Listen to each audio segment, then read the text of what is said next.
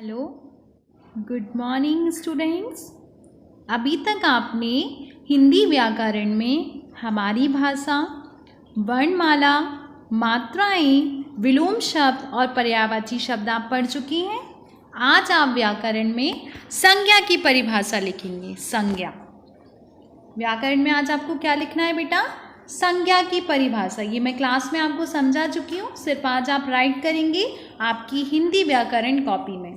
तो देखिए यहाँ पर परिभाषा, किसी व्यक्ति, वस्तु, स्थान अथवा गुण के नाम को संज्ञा कहते हैं। संज्ञा किसे कहते हैं? किसी व्यक्ति, वस्तु, स्थान अथवा गुण के नाम को संज्ञा कहते हैं। जैसे राम किसी व्यक्ति का नाम, पेन किसी वस्तु का नाम, भोपाल किसी स्थान का नाम और बुराई किसी गुण का नाम। इसको हम क्या कहते हैं बेटा? संज्ञा कहते हैं। तो आप संज्ञा की परिभाषा क्या लिखेंगे? सबसे पहले आप हेडिंग डालेंगे संज्ञा। परिभाषा किसकी? संज्ञा। फिर इसकी परिभाषा लिखेंगे, किसी व्यक्ति, वस्तु, स्थान अथवा भाव के यानी गुण के नाम को संज्ञा कहते हैं। राम, पेन, भोपाल, पुस्तक, बुराई आदि। संज्ञा की परिभाषा लिखी। उदाहरण आप ऐसे भी लिख सकते हैं। देखिए, राम अच्छा लड़का है, पेन से हम लिखते हैं मध्य प्रदेश की राजधानी भोपाल है, बुराई से दूर रहना चाहिए। तो बेटा ये आप संज्ञा की परिभाषा लिखेंगे। पहले परिभाषा लिखेंगे, फिर जैसे उसके उदाहरण, फिर उदाहरण को आप ऐसे लिखेंगे, राम अच्छा लड़का है, पेन से हम लिखते हैं मध्य प्रदेश की राजधानी भोपाल है और बुराई से दूर रहना चाहिए, ये लिखेंगे। इसके बाद आप नेक्स्ट हेडिंग डालेंगे सर्वनाम। क्या डालेंगे? सर्वनाम। नेक्स्ट हेडिंग आप सर्वनाम डालेंगे। फिर आप सर्वनाम की परिभाषा लिखेंगे बेटा, जो शब्द संज्ञा के स्थान पर प्रयोग किए जाते हैं उन्हें सर्वनाम कहते हैं। सर्वनाम किसे कहते हैं? जो शब्द संज्ञा के स्थान पर प्रयोग किए जाते हैं उन्हें हम सर्वनाम कहते हैं। जैसे मैं, वह, तुम, हम, वे, आप, उसका, उसकी, मेरा, हमारा, ये, कौन आदि। ये सब क्या है? सर्वनाम के उदाहरण। कुछ उदाहरण देखिए यहाँ पर, मैं कूदता हूँ, तुम कहाँ रहते हो।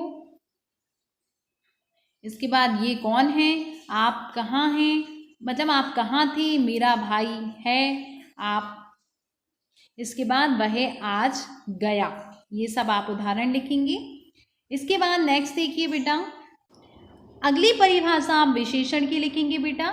विशेषण, ठीक है, जिसको इंग्लिश में हम बोलते हैं एडजेक्टिव। ठीक है, एडजेक्टिव। तो संज्ञा को क्या बोलते हैं बेटा इंग्लिश में? नाउन, सर्वनाम को प्रोनाउन और विशेषण को एडजेक्टिव।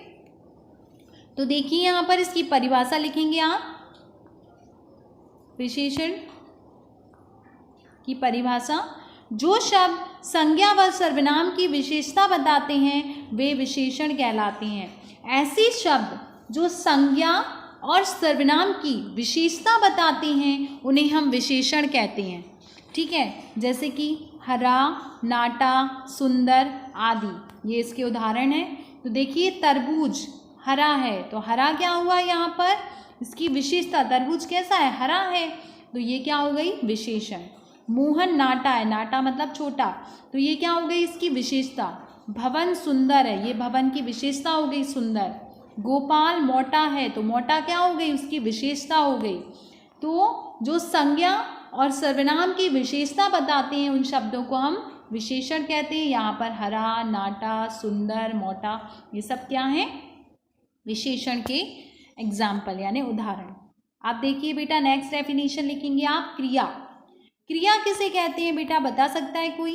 क्रिया को इंग्लिश में हम कहते हैं वर्ब। क्या कहते हैं? वर्ब। वर्ब मीन्स होती है क्रिया। तो यहाँ पर इसकी परिभाषा लिखेंगे आप, जिस शब्द से किसी काम का करना या होना पाया जाता है उसे क्रिया कहते हैं। जिस शब्द से किसी काम का करना या होना पाया जाता है उसे क्या कहते हैं बेटा? हम क्रिया कहते हैं। तो देखिए यहाँ पर आप इसके उदाहरण क्या लिखेंगे? जैसे लिखना, पढ़ना, दौड़ना, चलना, खाना, पीना, सुनना, लेना, देना, ये सब क्या हैं? क्रियाएं हैं, जिससे किसी काम का करने का पता चल रहा है कि कोई काम हम कर रहे हैं, ठीक है, ये काम हो रहा है तो उसके होने का पता चल रहा है, तो इसे हम क्या कहेंगे, क्रिया कहेंगे। तो ये आप इसके एग्जाम्पल जैसे लिख सकते हैं, राम लिखता है, हम सब गीत सुनते हैं, अब हमें चलना चाहिए, सीता पढ़ती है, ये सारे उदाहरण हैं। तो आप आज क्या करेंगे बेटा, आपकी हिंदी व्याकरण कॉपी में संज्ञा, सर्वनाम, क्रिया, विशेषण की परिभाषा लिखेंगे। आज के लिए सिर्फ इतना ही, और इसको आप एक बार पढ़कर भी देखेंगे और पढ़ते पढ़ते आप इनको फेयर कॉपी में राइट करेंगे। आज के लिए सिर्फ इतना ही। Thank you everyone, have a nice day.